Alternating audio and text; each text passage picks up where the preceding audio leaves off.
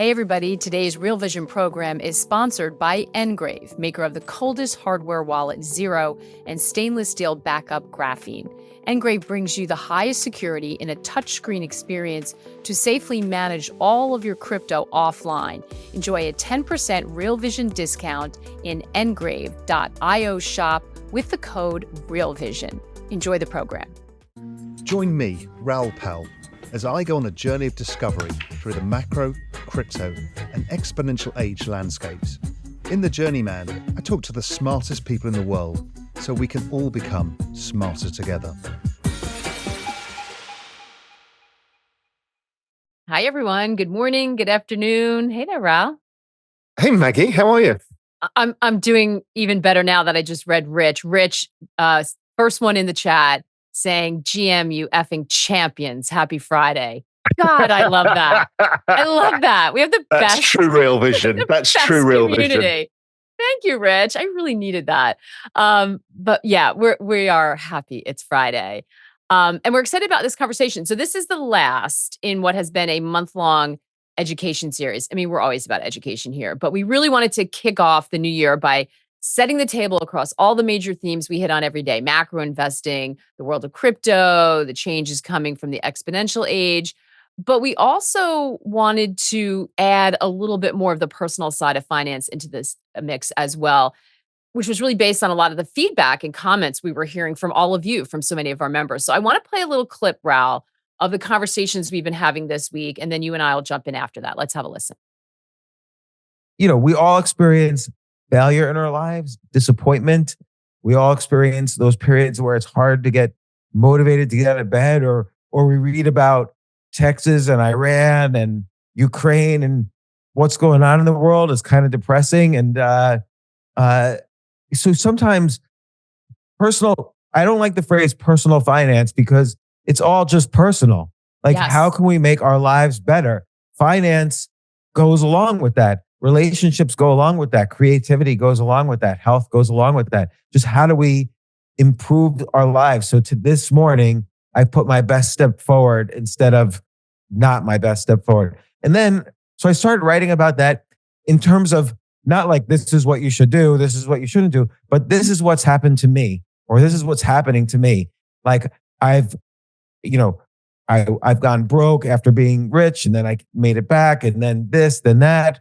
I've suffered from depression or anxiety or, fear when things aren't always going my way. And how do you move forward in those moments? I think that touches on something that we feel very deeply as well. And we also struggle with the personal finance side of it. It's sort of the bucket that everybody refers to. But, part of our mission, we always say, is to give people the knowledge, tools, and network. And that network community part's really important, so they can achieve financial freedom, right? It is about, these things can't be separated out. And it is super personal. And Sure. We're all just trying to do our best. I mean, that's what we're trying to do, and the best for our families. And what a lot of the personal finance experts are really good at are you have this pie, and they tell you how to slice and dice this pie into smaller and smaller pieces. So you can basically perform austerity and live under less money. But what I talk about in my book is ways to make the pie bigger. Just make another pie, right? Like, the personal finance books don't tell you how to make more money. The most elegant solution to the problem of not having enough money is to make more money.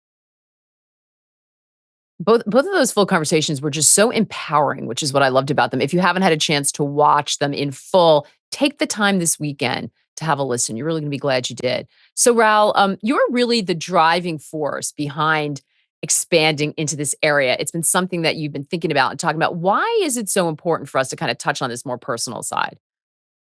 Because what is the point of it all? Why do we come on? Why do we look at stocks and markets and crypto? And why do we consume ourselves with reading, watching, writing, learning? Well, it's because what it's doing is helping us, and I've talked about this before, achieve our future visions of ourselves. We all have that. From when you're a little kid to through your whole life, you kind of think of who you want to be.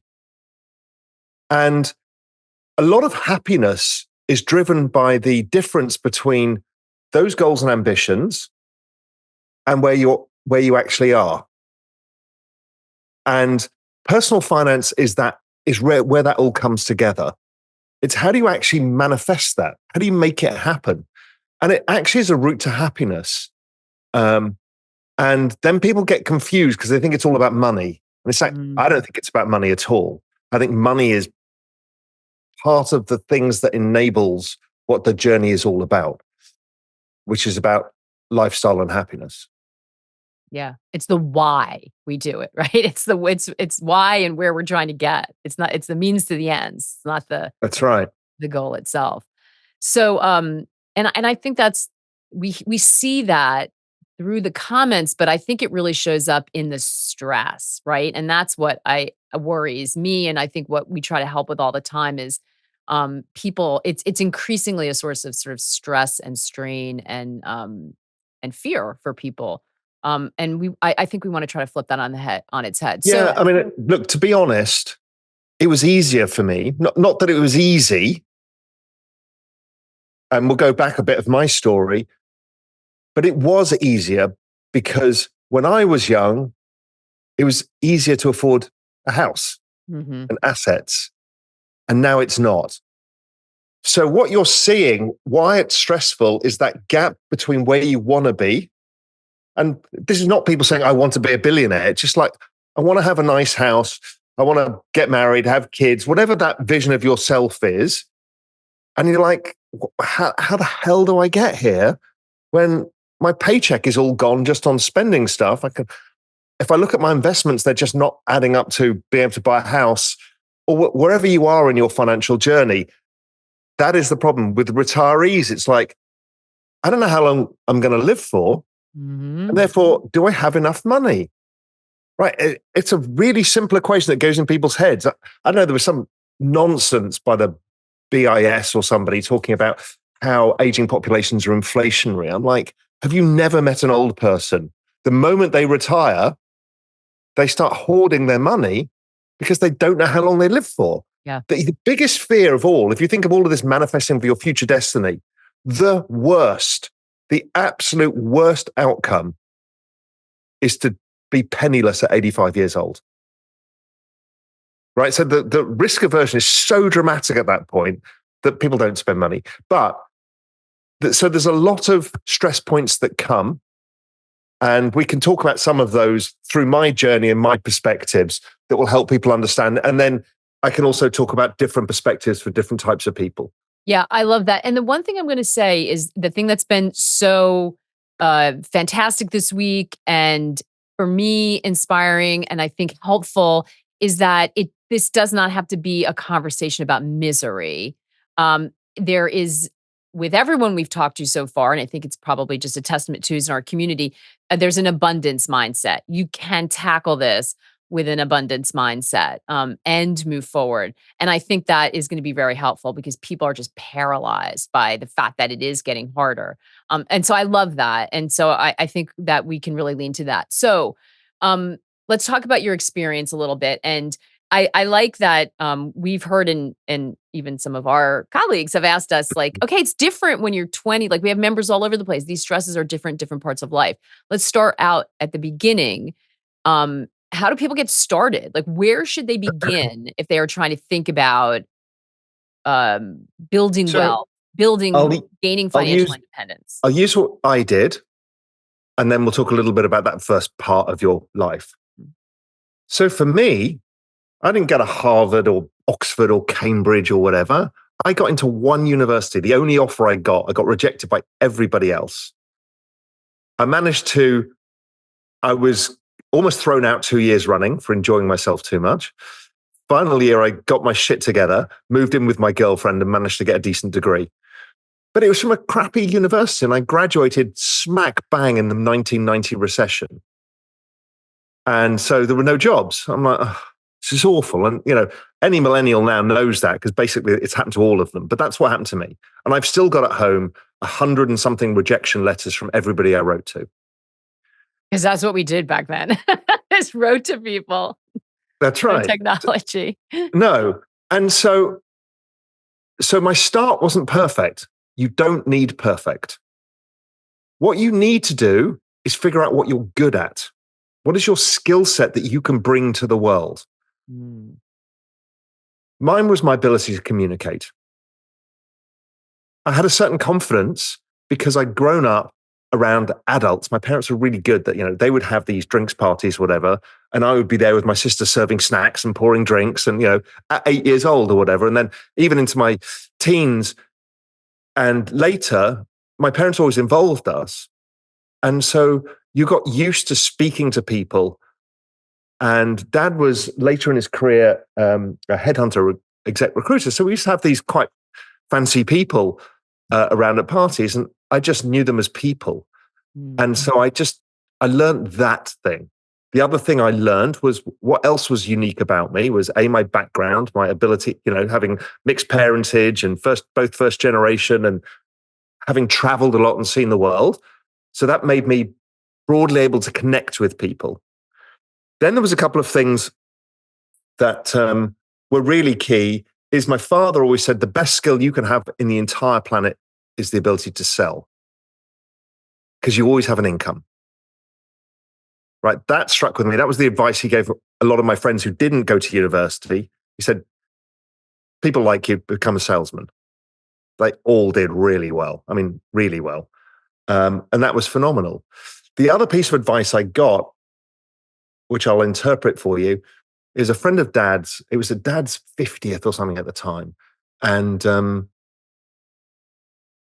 somebody said to me when I graduated, said, well, what are you going to do for a job? Dad used to be in marketing. And I said, well, I'm thinking about marketing and I'm thinking about finance, because the 80s had just happened and I saw these, champagne and Porsches and stripy shirts and braces. And this I want this, Wall Street. And it was a crazy time, particularly in England. And the guy looked at me and gave me the best piece of life advice I've ever had, which was, Raoul, you can go and work for Mars, fantastic marketing company, and they'll give you free Mars bars. Or you can go and work for a bank and they'll give you free money.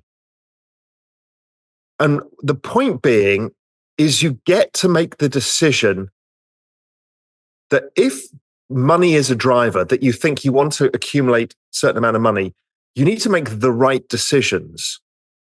So the same graduate could have taken two paths.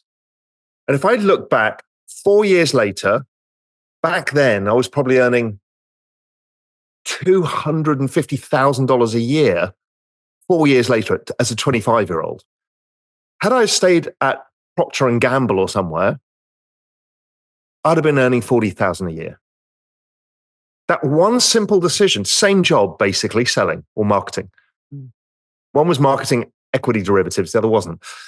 And the point being is there is an arbitrage. So think carefully about where you put your skill set. Right now, Silicon Valley pays more than anybody else. And you'll hear me talk about this a lot. It's a secular trend. I want it. Yeah. So first of all, I think what's important here is if you're not listening carefully, it sounds like you chose the money. You didn't choose the money. You chose the opportunity to believe that you belonged there, even though I didn't have a job. It was a recession. Right. It was but it wasn't just the money. It was the opportunity for you to sort of more growth. I guess it was a riskier gamble on yourself. No, there was no risk. That was the point. It's the same bloody job. Well, it's the same job. One paid more. But people But it probably was harder to get the finance job, don't you think? I don't know if it was. I actually don't think. I think there are people who would be listening to this and saying, I got rejected from every marketing job I applied for because they only wanted top universities. Right. So it didn't, either one was hard to get. But when you say Silicon Valley, there are some people who think Wall Street, you have to understand finance or you have to be really good at numbers. Now they'll say Silicon Valley, you have to understand programming, you have to be a coder. But you were just leaning on the skills that you'd identified, which is selling and communication. It didn't matter the venue. So you understood that was what you were focused on. I could have been now imagine if I was an engineer, I would use that skill set. Right. So that's what's important there, that you understood your skill set that you were moving forward with. So what you're doing is saying, okay, I'm young. I want to optimize my destiny, whatever that may be. Somebody may choose a different path, which is I want to go and live in a foreign country. And many of my friends did that, and they ended up working in Hong Kong or Australia or whatever. And that was great too. It's not about the money. It's about, okay, what is the thing that you want to measure yourself with? Yeah. And so I wanted to move in. I grew up in a, relatively wealthy middle-class family, but with my dad's career doing lots of ups and downs and scary moments in between. But I wanted to not have that of the ups and downs. I wanted to get the stability, but of that kind of quality of life that I grew up in. And so that was the choice to take, was make the right choice, make sure there's a secular trend, and then bring what you can to it. Yeah. And then the first part is fucking hustle. Wait, the secular trend is what's hot at the moment. This is what you're talking about, Silicon Valley. So finance, there was a lot of momentum, a lot of activity, a lot of opportunity there, as opposed to, say, coal mining or something. That's where Or the other side, the other trade-off, which I couldn't do because I wasn't educated enough, was the medical professions or lawyers and accountants. So what you find is they tend to earn a high salary for an extended period of time. They don't burn out. Lawyers can burn out and accountants can burn out towards the end of the career, but usually they've got a higher income for a longer period of time. Finance people tend to go up like that, and then many of them are out by 40, 45, and then they're scrambling around trying to piece together a life afterwards. I've got tons of friends who are doing that. The very, very few make it to the next echelon because that pyramid is very, very steep. Yeah. So that becomes another whole part, and we'll talk about that as I got into the finance career, because it absolutely destroys you. It's so hard, and it burns you out. Much Thank like goodness you didn't know that when you made that arbitrage choice, right? But well, I did know it, and that's the next stage. Is okay. The first stage of your career is make a half decent choice. You will have every reason why you can't do it. Like, I had the wrong degree, I couldn't get in, it was a recession, blah, blah, blah. Hustle. I came through the side door, got in, proved myself. How I prove myself is I manifest myself in who I want to be. Now, this is a trick that I've done my whole life, and it will come up in this whole conversation. If you want to be the best at what you do, think of yourself as the best at what you do and make that happen. What must it be for me to be the best? That doesn't mean be arrogant and assume you're the best. It's actually, so a little bit further on in my career, I was at NatWest Markets, and what I wanted to be was at Goldman Sachs. I wanted to be the best of the best. And I knew I was pretty good at that point, but I wanted to prove that to myself, that, at the absolute the peak of financial markets, that I could compete with the best. And every day I went to work, I said, what would I do if I were at Goldman? How would I act? How would I think? What kind of revenues would I try and achieve? And bizarrely enough, in the end, I look at my Bloomberg messages one day, and there's a message from the partner of equity derivatives at Goldman saying, come and build the hedge fund business here. Bizarre, but you kind of manifest this stuff, right? Because people know suddenly that you're going to fit in, you're going to be professional. And manifesting your destiny is the key thing. And how I break this down, and again, we'll go through this, is 5-year chunks. Because if not, you've got this big risk of, I want to end up on a yacht in the Caribbean, you're 23 years old. Forget about it. Your chances of missing that is very high. So what you want is incremental steps. You might have a vision for yourself, but the incremental steps are what matter, and they're generally about 5 years. Where do I want to be in 5 years' time? And then you look back and say, okay, how do I get here? And you make it happen. Now, you will fail at many of those things. You may never take the path. You may not quite get there, but you'll have a damn better chance than daydreaming. Because you're actually making it happen. How do I get to the peak of, what I was doing? Well, I would just visualize being that person. And then you go back and make it happen. Right. So, and the process of doing that may well open up another path you didn't see, but you're putting yourself on this growth trajectory where you are more valuable and more skilled. Yes, and you might have different paths. Could you be a partner of Goldman? Do you want to do something else? That path, you'll come to that junction. Maybe it'll be made for you. Maybe it won't. And that's okay. Don't stick on the one thing, which is career or money. Stick on, how do I want to feel in the future? Mm. What kind of person do I want to be? How do I want to feel? This is what I think is personal finance. This is the key thing to this, is how do you feel?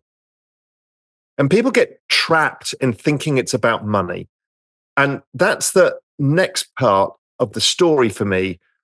Was there I was working really hard, manifesting that destiny that led to Goldman. And I was there for the IPO, and I made some money out of that, and then went on to a hedge fund. But before I got to the hedge fund, I had my girlfriend at university several years prior. Mother lived in Mallorca, and she and I went, I think it was one Easter, to Mallorca. We're in this small beach on Cala Rajada, and there was a little cove, and there was somebody grilling sardines and selling cans of ice cold beer. And we were there, and it was like a couple of euro, well, it was pesetas at the time, eating the sardines. And there was this little peninsula sticking out, just a mini peninsula. And there was palm trees and pine trees, typical of Spain.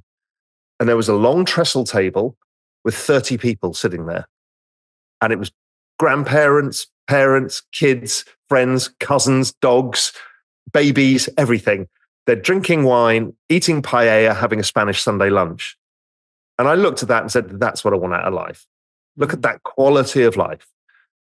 So Spain had struck me as something that was a life goal to me, this Mediterranean lifestyle, because it's less stressful. Don't forget, I'm living an immensely stressful life.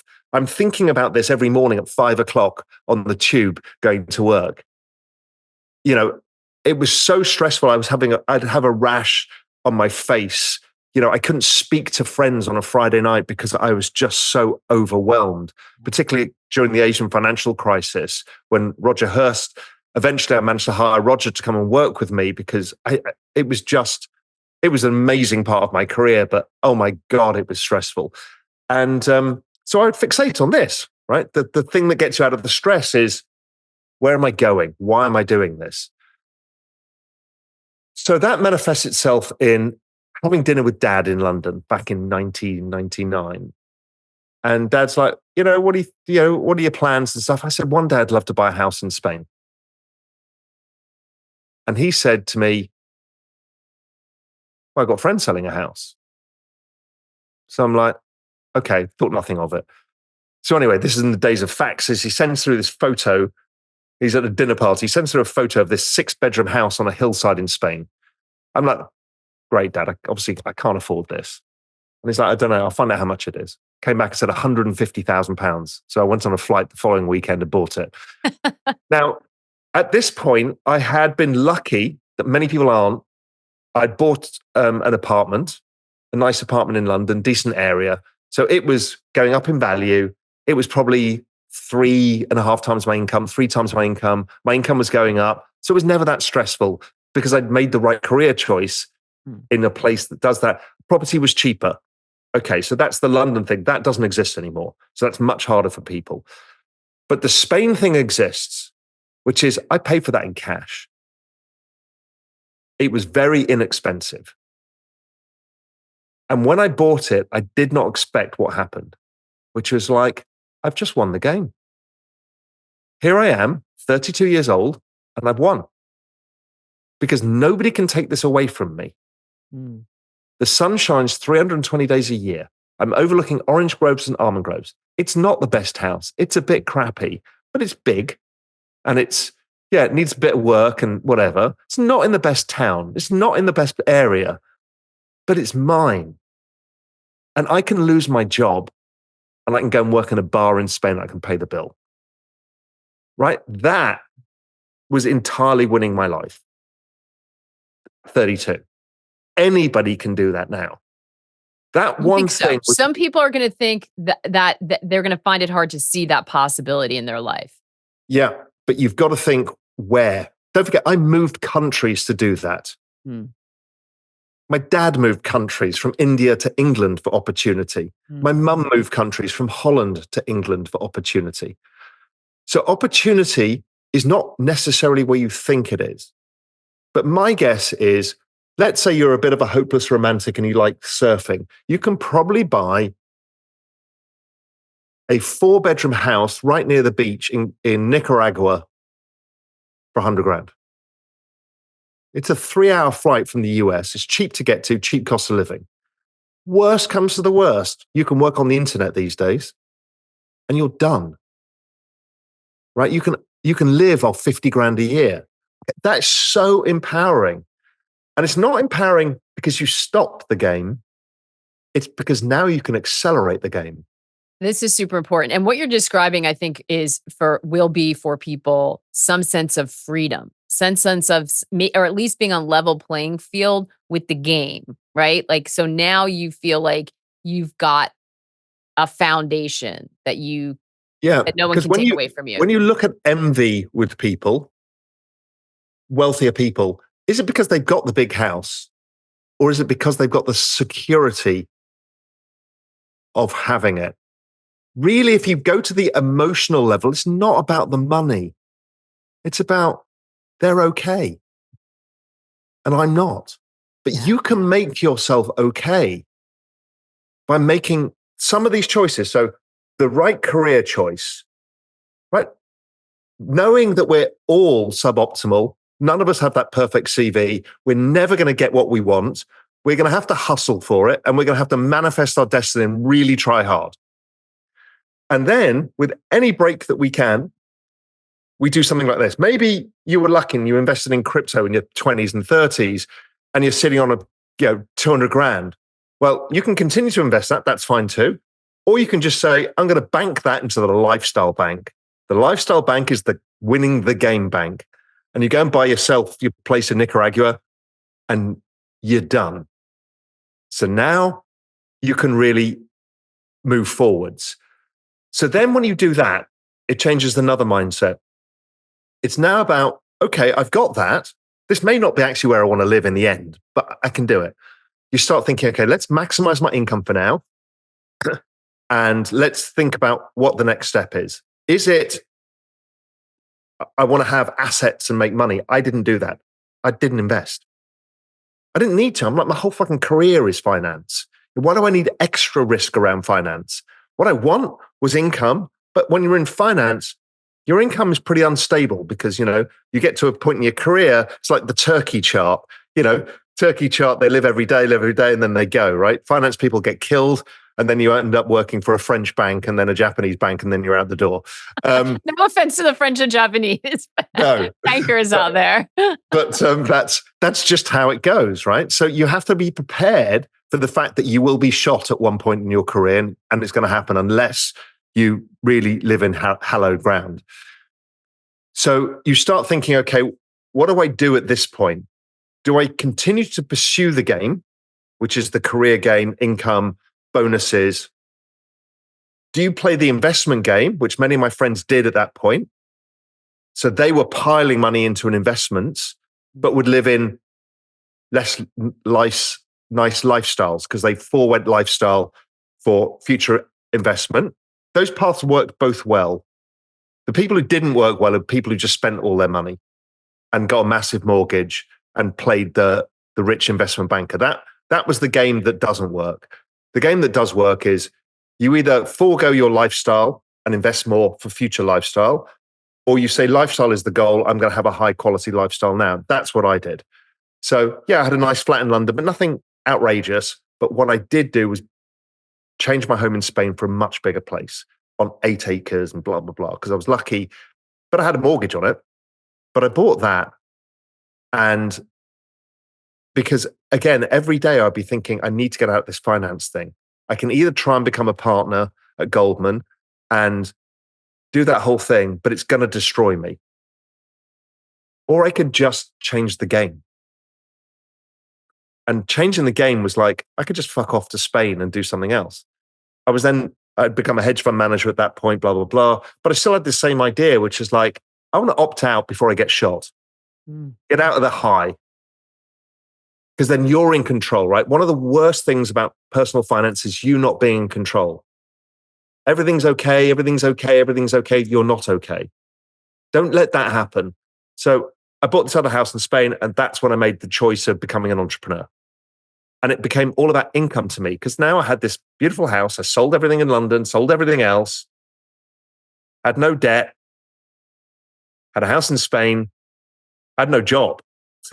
Okay. But I could risk it, right? Because I'd made that intelligent decision before.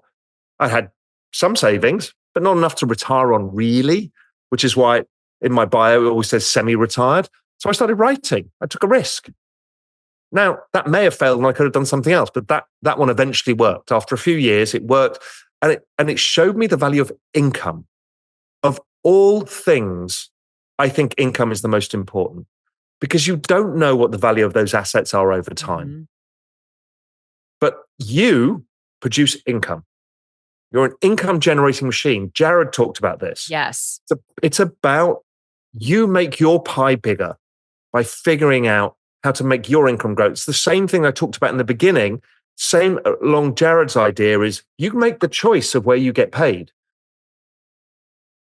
And you may choose a different answer because you want to be noble and you want to go into healthcare, whatever, you're taking a different path.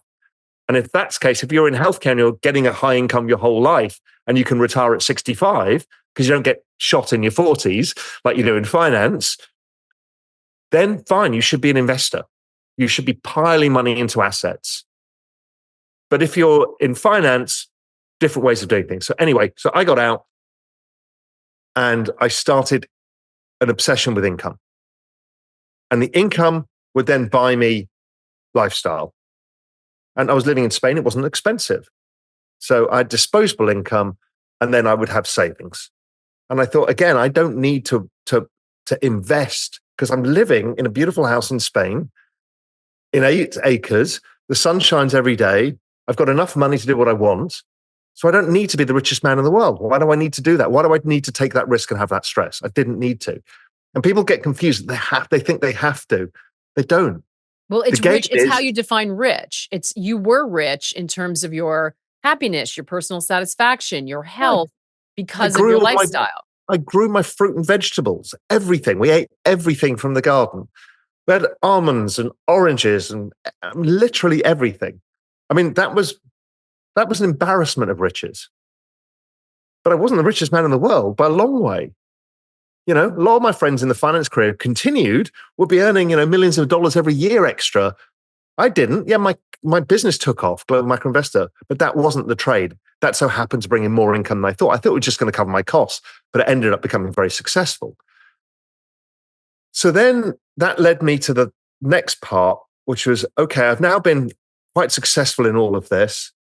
And I had another dream in my life, which was this whole dream of a tropical beach. But part of it was because I had seen the financial crisis, the European crisis, and I saw an existential risk of A, Spain splitting up, B, taxes going higher and higher and higher because of aging populations and debts, C, population unrest generally. And I thought, I need a plan B. Right? This is a personal finance decision that, again, was a really, really good decision. I built this house in Cayman and I moved here, and it's felt like an oasis of security in a world that is in turmoil. Mm. And again, that gives you the ability to take risk again, because you're not now concerned about the election and this and that and, all of the things you worry about, the homeless in the streets of New York, and why is it all changing? Again, it's like Spain. The sun shines every day. Yes, we get a hurricane. You kind of know that they come. You don't know when they come or how big they're going to be, but it's a lot simpler life. So you've got your life simple again. So if you think of all of these things, even though they're nice places I live in, I mean, this is my house in Little Cayman, it's all actually a simple life. Mm. And because if you overly complicate it, that's when it becomes problematic. I think that allowed me to then take the risk of further into the entrepreneur journey of starting Real Vision, and then thinking, okay, I guess when I really started to make this decision was at 50, was to say, okay, now I'm going to build assets because now I can see a big secular trend. I've got income, but I'm now worried because I'm 50, my wife's 36, is what happens if something happens and I don't have income? Mm-hmm. So now I think about, okay, I'm going to take some risk and accumulate assets. I've learned all of my career, and this is my one moment in time that I can take that risk. Now, even if it all goes wrong, I'm fine because I've got a relatively simple life where I don't have any debts and I've got an income. So it's building your life around lifestyle and not about money. Building layers of security that when you look back, you laugh and think, was that security, that crappy house in Spain? But it was. Mm. And that allows you each time to move in these 5-year forward steps to manifest your own destiny, because actually we all like moving forwards. We kind of get a bit antsy if we don't. Some people are blessed with the ability not to, but you have to be a bit of a Buddhist monk to live in the present all the time. It's so true. I think what is so interesting about what you're talking about is I think that people think I'm going to get to this point because then I don't have to think about risk. Risk can be scary, it can be exciting, but it can be scary. And you get more risk averse, but you're painting a much different path where you're always on solid ground, but you have the freedom to take risk when you may need to, or because it could be purpose-driven risk too. It's a kind of flips aging on its head, but I love it. Yeah. So you're taking these, it's like a ratchet. Yeah. You ratchet to the lifestyle, you secure, you look around, what's the opportunity? What do I want? What's my 5-year? You can then take risk because you're ratcheted in and you're secure, right? That is so liberating than thinking 20 years out, how am I going to get there?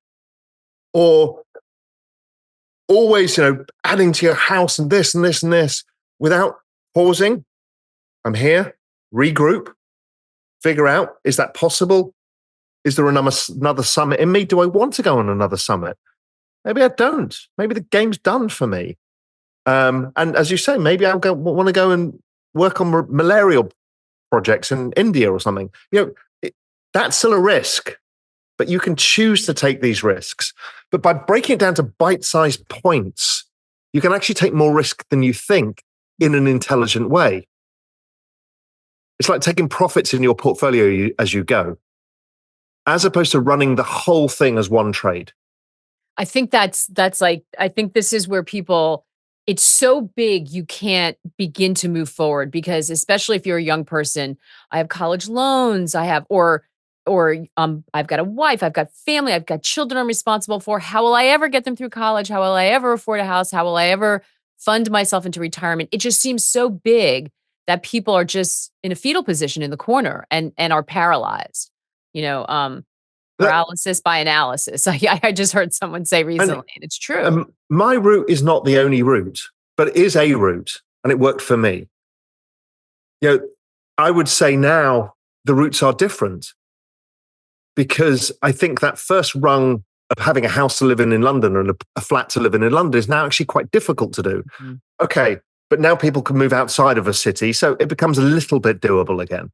Right, you can actually buy a family house because you can move out to rural New Jersey and it's like a fraction of the price than it is when you're closer to New York City, stuff like that. So it's doable. Or you can go and live in Tennessee and work on as a remote worker. So it has changed somewhat. So that's okay. That's helped.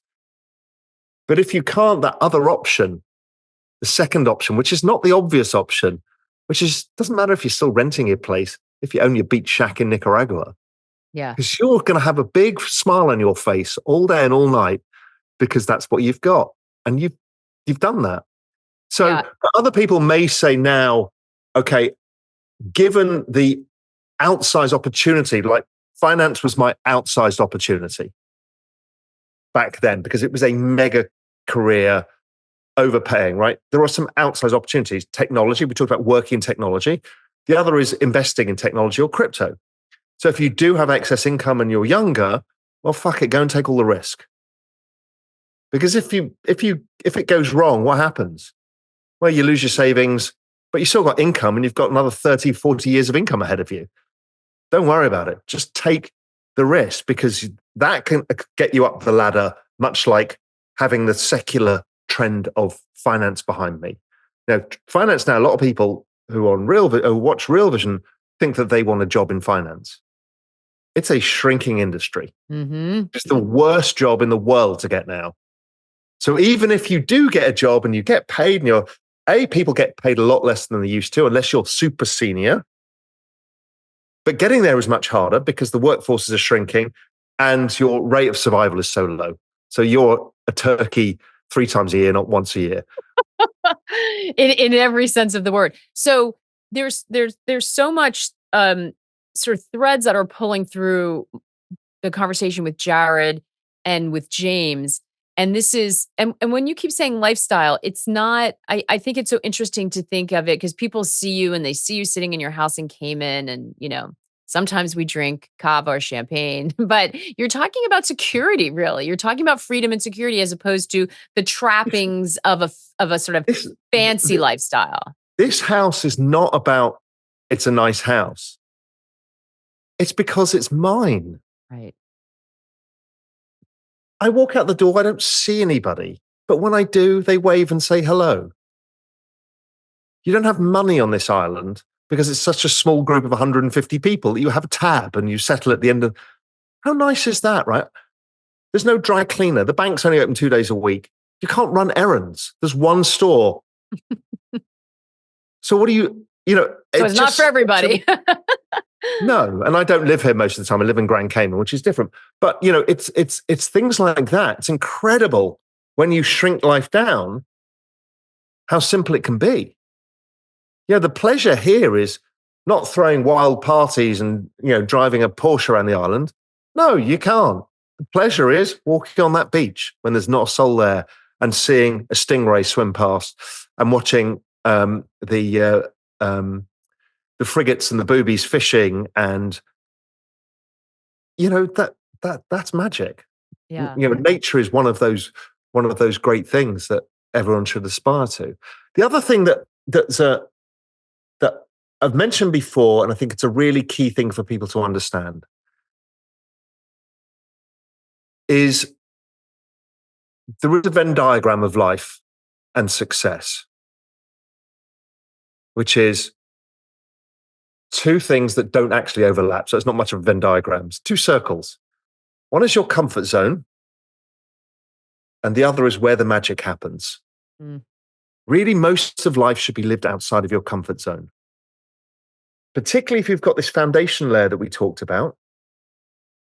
You can live outside your comfort zone. You can start a company. You can live in a different country. You can do all sorts of crazy shit because you've got that foundation layer. And all the magic happens outside of your comfort zone. Your comfort zone ends up becoming drudgery. And we've all got friends that we grew up with that never left the town that we all grew up with them in, and they never went and did all of the things. And they're married to the same person. They go to the same bar and they meet the same people that they've done for 50 years. And you're like, oh my God, and they have the same things to talk about. And you're like, but look at the whole world around you. The magic is all out there. The magic of meeting all these amazing people and learning from people, all of that. So that's another key thing, is that your comfort zone is not where the magic happens. And Days just pass in the comfort zone. And you don't have to catapult up to, some far-flung planet to do it. I think the point is just incrementally living outside your comfort zone and then coming back to your foundation.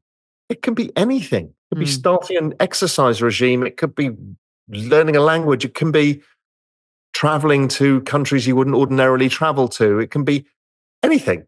Yeah. But those small successes turn into bigger successes. They also make you as a person. So if you think of yourself as an investment, one of the things is expose yourself to as many different types of people as possible and hear them. Travel is the single best way of doing that. Not watching television, not talking to people in the city or town you're in, not Or debating with online. your family on your video, not online. Go and meet people and see what their lives are about. And you will understand so much. And it will go back to my point I started at the beginning. You'll learn how to communicate with anybody. Which is going to be increasingly important. James Alter and I talked about this. And for all the things he was emphasizing, invest in yourself, choose yourself. And I always joke I never regretted a dollar I ever spent on a plane ticket, even when I didn't have it, because it ended up in the end, That, paying I some mean, sort of dividend I couldn't even begin to imagine. and traveling is usually outside your comfort zone. Yeah, yeah, increasingly. So we've got some. There's a lot of wisdom in here we're going to digest. We've got a couple of questions and sort of comments. This one is a bit of a mathematical one, and it's really touches on this. We always get, do I rent? Do I buy? Should I pay off my mortgage? Should I not? Sean asking, do you think it's better to pay off your mortgage faster or invest the capital if the mortgage is at 3 3/8? That's super specific, So especially. my view on this has always been pay off your mortgage as fast as possible. Mm, And other people will have a different idea. They're like, well, you've got cheap capital. Why don't you invest it? But my game is not the capital game. My game is the lifestyle game. Right? I'm trading. I'm playing a different game. So that's why I will always take the security of owning the asset, because it's still an asset, over having the debt, leveraging it to use something else, and something being able to go wrong. I grew up, that 1990 recession and then the 2000 recession. I saw a lot of my friends' parents in their late 50s and 60s lose everything right at the end of their careers, because they perpetuated this idea of, I'll use the debt to do more stuff, to maybe start a business, and I'll lend the business money. And before you know it, it's all a house of cards, and something happens, you're ill, you can't generate an income, your house of cards goes straight down and mm. you've lost everything. So I know a lot of people, and a lot of people make a lot of money from doing that route. It's not my route. I just don't like it. I'm actually bizarrely very risk averse. Yeah, I'm just I think I'm having this experience. I don't know if anyone listening is that we tend to think of you a different way, I think, Raoul, because you're irresponsibly long and you're so immersed in the cutting edge next of everything that seems incredibly sort of risky. And tomorrow to find out that your North Star is security is so interesting. So even how I think about the exponential age, and David Matten and I have talked about this, is humanity is going to split into those that want to embrace the machines and merge with the machines eventually. Anybody wearing an Apple Watch is merging with the machine. Anybody who's wearing the new Apple Vision Pro is merging with the machines, right? It's an incremental process. It's not like you become cyborg overnight, but that's what's happening. And there'll be a group of people who don't want anything to do with that. And humanity will split. Now, whether this creates a new branch of humanity or not remains to be seen. Bizarrely, Neanderthal and Homo sapiens both lived together in the Mediterranean 400,000 years ago, and in Africa, I think. So it's kind of weird that the two species of humans live together. So this is not unprecedented. How do you deal with this change? Again, think of my mindset. Bank your security. You can take the risk. I want to leap into the exponential age. What is my security? This little sunny island of nature in the middle of nowhere. There's going to be no robots here. I'm not going to have an AI overlord. Nothing's going to happen. The tide is going to come in. The tide is going to go out. The sand will be on the beach unless global warming removes my beach. The fish will be in the sea. The birds will fly overhead. There'll always be a tropical breeze. That allows you to leap into the exponential age without the fear. It's the same thing, right? It's like turning everything into a call option where you can't lose everything. It's so fascinating. So Michael says, how are you adjusting investments in retirement given the ever-growing life expectancy for us if the final goal is to bounce the check to the funeral home? Yeah, I mean that's a big issue, right? So what we're seeing already is the average retirement age across the world is increasing. Now, Europe has a much better social security net, as does Australia, Canada. The US doesn't, so it's harder to retire in your old age.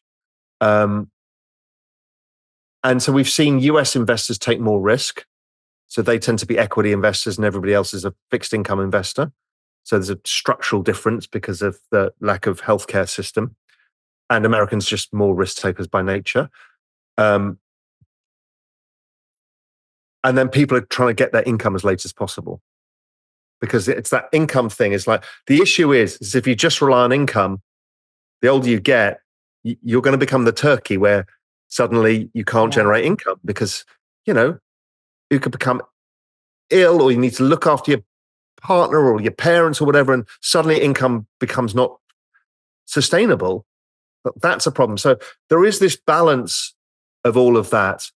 And look, that is difficult. And so again, you need to think, how much risk can I take when I'm older? Some people are probably able to take more risk because maybe they've got their pension plan. Maybe they've got that. And that's kind of like, it's not enough, but it's okay.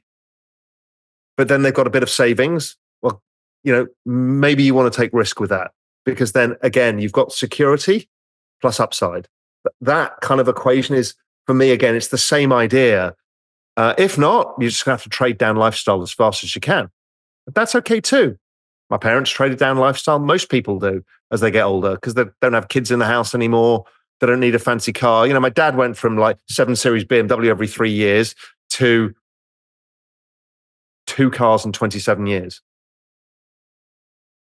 And they were not great cars. I was going to say, a minivan, so you get in and out easier. And he went from buying, bottles of champagne and nice wine to going to Lidl and Aldi and shopping with his friends for who could find the best cava in the Spanish supermarket. Yeah, and it becomes a challenge, right? But you get it for under €5.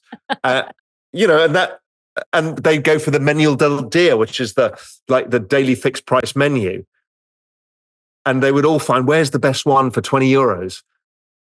And that's the way you their lifestyle was still high. They just changed what they were consuming. Yeah. Same thing. I go out for lunch every day. Well, sure. You can go to Le Bernardin and have lunch every day and spend $1,000, or you can go and have your Manuel del Dia and it costs you 20. Fine. And I think the key, and we'll touch on this in future when we continue to come back to this, is you just touched on the importance of community, right? Because that's also what makes you rich. And I think that you can have that cheaper lunch when you're surrounded by people who are also doing the same. Want to squeeze one more in? Jason saying you've said that you may take money off the table after this cycle for lifestyle. What do you dream about at this stage of your journey? What are you still working towards? It's a great question. Something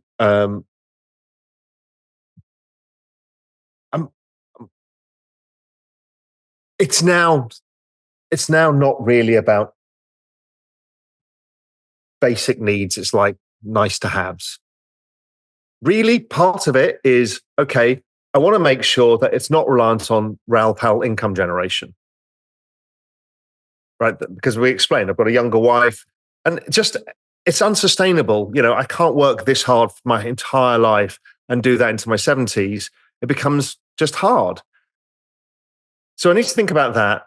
But then if I take chips off the table, it's probably part of, and this is now a creative lifestyle and not game-changing lifestyle. It's like, I live in a hot, salty rock in the middle of nowhere. Or 2 hot, salty rocks. And really, I miss a bit more of that kind of Mediterranean, a bit of the European culture. Would I want to spend part of my time somewhere else? Decisions like that. And if I can't, then that's fine too. It's not the end of the world because I can just go and travel there, But it's so really, as I said, I've sort of won the game. I don't feel like I have enough assets to make sure that I can maintain lifestyle, because lifestyle is getting more and more expensive. Mm-hmm. Now, it's not like I'm flying around by private jets or anything. It's just expensive. And everybody's feeling that. So you're thinking, Christ, if this continues, you've got to figure that part out and make sure your assets are working for you. The other tough thing about assets are, to go back to the very beginning, is it is stressful to have to think about running risk. It's stressful, it's stressful running 100% of your liquid net worth in cryptocurrencies. I've learned to be zen with it, whatever, but it takes a lot out of you. And so, but the question is, somebody asked me this question, which is like, okay, let's assume crypto goes phenomenally well this cycle, all your other investments, you cash out. What do you do with the money? That's actually a really hard question. Mm-hmm. Because, do you put it in the bank? Well, you don't really want to. We got another bank blowing up today as we're speaking. Do you put it, how do you allocate money? Where, it's a very difficult world. And I understand it. So maybe the mindset is, unfortunately, we are all in the game, even if it's not the income game, but we're all going to be in the investing game in one way, shape, or form. And we have to figure out what the balance is, because the 60-40 portfolio may or may not work anymore. We don't know. So how do you build a portfolio that kind of goes up in line with inflation and stuff like that? Problem is the debasement of currency is 15% a year on average. So we're actually getting poorer. But if you already own your assets, it's okay, because you're not having to chase the assets. So I'm trying to think through that. Does it matter the debasement part when you already got your assets, because they go up anyway? I don't have kids to pass anything on to. And I don't have to put them through education. Yes, I've put through 2 nieces and a nephew through school and university. So I've still done that pain trade, but it's still That is different. a pain trade I'm in right now, Raoul, and a lot of us. So we feel you on that. Listen, I think this is, I love that the questions were coming in like this, because I think it shows this is something that just hit such a chord with everyone. So while we talk about all these other really important things, like what does the investment future look like, digital assets versus real assets, what do we all need to be thinking of?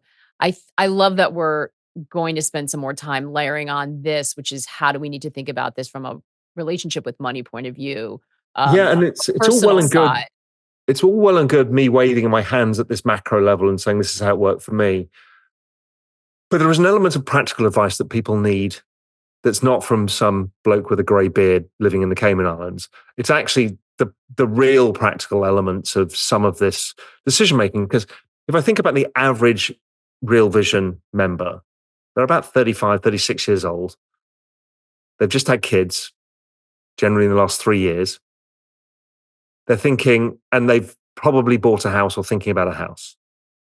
So now they're at peak, oh my God, I've got no free time left. My wife and I hate each other. All we're doing is running around these kids. How the hell am I going to pay for school? I can't afford anything anymore. I can't even afford to invest, right? That's where everybody is. Peak And that's stress, pretty, peak stress. everybody goes through that age. How do I move forwards? And, some practical advice for people, I think is super helpful, because we're changing, the world is changing. Mhm. And Jared talked a bit about this, is you need to grow your income pie. Income is everything here, right? It's not assets, it's income really. And we're in a world where you can do multiple things at the same time. How do you do that and still manage your time and not break your whole family dynamics because you're working 14-hour days? Those things, I think there's some great practical advice. The buying versus renting, it depends where you are, what age you are. What risk you take in retirement, I think is a really important question. And that the other cohort we have are a lot of people who have done well, but are now facing a very uncertain future, living longer, the Well, cost of that going up, and wanting to leave something for the next generation. There's a lot of legacy as well, well. And they also, need help with that. one of the reasons I believe that the Federal Reserve and the Treasury want the debasement of currency is it optically makes asset prices go up. Because imagine you've got 76 million boomers, all in retirement, all owning equities, which is what they own. and then the market goes down 60, 70%. You'll have wiped out 70% of the savings wealth of the United States. That they can't allow that to happen. I've said this since I started making the videos about the retirement crisis. The big risk is these people getting their retirement savings cut in half when their longevity of life goes up. Right. And it appears to me, and I've proven it within Global Macro Investor, but people will see some of this stuff, is they know it. Mm. And that is the one thing that they can't allow to happen. So that's actually quite useful, but it's still a bloody big risk that you're having to run a racy equity portfolio at 75 years old. Yes. Not for the intellectual fun of it, but because I don't know if my assets are going to be worth enough for when I'm 85. It's not easy. And I think I would love to do more on this on Real Vision, because these are really important topics. The retirement topic from the retirees, the topic of your life ahead and your personal finance journey for younger people. Unfortunately, you and I, Maggie, in the middle, we just have to figure it out. Exactly. We have a foot in all those worlds. The sandwich generation. Raoul, this has been so fantastic. And, again, throughout the whole week, I was a little unsure how some of these conversations were going to go. And I just am so, it's so interesting and for me, really uplifting to see that there is a sort of positive, optimistic way to think about this, because I think we're all so stressed out that being able to break it down into increments and think about it from an abundance point of view is super important and information people can really use. So it's just been fantastic. And the life hack, manifest your destiny, but don't try and do it. I want to be the billionaire in this, in 20 years time. Forget that. You can keep that in the back of your mind, but you may or may not get there. It's this little 5-year thing. It's not a 5-year plan. That's the opposite. 5-year plan is I will do this and therefore I am, which is what Jared again was talking about, is don't give yourself, if I save this money, then I will have, and I hear everybody do that. If I save this money today, then I will be able to afford my house. Flip it in return and say, how do I get to this house in the most efficient way possible? Mm. Well, it's probably not from foregoing your Starbucks coffee. It's probably from changing your job. Yeah. It's the message of choosing yourself. It's having yourself at the center. Or investing in crypto and taking that risk and changing your job. And these decisions are much better if you think of them in these 5-year increments and manifest your destiny. Don't have this 5-year plan mentality, which is the scarcity mindset. Yeah. The abundance mindset is, I can get here. I just look around and say, what does this here mean? How do I get there? Right, I'll figure it out. Yeah, I love that. So nice to spend some time with you on a Friday, Raoul. I hope we gave everybody some great food for thought and inspiration heading into the weekend. Yeah, absolutely. I hope people find somewhat useful. I know it always feels like everybody's luckier. Trust me, I've gone through every up and down. I came out with no ability to get a job in a recession with a shitty degree in an industry that was never going to take me. I hustled my way into Goldman Sachs. I proved myself all the way. I then took ridiculous risks and stupid things like starting a business, moving to a foreign country where I didn't speak the language. I've learned to fail. I've learned to take risk. I've seen lots of people fail around me. I've seen my parents' ups and downs. Yeah. Everybody's got their path and everybody's path is different. And everybody's path in the end looks like, oh, they had it easy. Nobody ever has it easy. Yeah. Every billionaire that you see has a story to tell and how they got there. And it's never easy. No, it's not. But that's part of the richness of it all. That's right. That's what makes life. Yeah. The journey of life is the whole game. It's not even the lifestyle. It's the fucking journey. That is everything. If you sit back and go, wow, that was a ride when you're 80 years old, that's it. You've won everything. You can be rich, poor, nothing. You turn around and go, dust yourself down. You've got a few cuts and bruises. And you're like, yeah, you know what? That was a hell of a ride. Yeah, you got some good stories to tell, as they say. Right. But we hope that we can make the journey a little bit more fun, a little more stress less. Exactly. So that's what we're after. Raoul, so great. Thank you all. Hey, drop comments in. Let us know what you think about. Let us know what you want to hear if we do more on this. This is all for you. So we would love to get your input and participation. Have a great weekend, everybody. I'll see you later on the Daily Briefing. Take care. Take care, everyone. Hey, everybody. Today's Real Vision program is sponsored by Engrave, maker of the coldest hardware wallet, Zero, and stainless steel backup graphene. Engrave brings you the highest security in a touchscreen experience to safely manage all of your crypto offline. Enjoy a 10% Real Vision discount in engrave.io shop with the code RealVision. We hope you enjoyed the video. At Real Vision, we help you understand the complex world of finance, business, and the global economy with in-depth analysis from real experts. Join the revolution at realvision.com.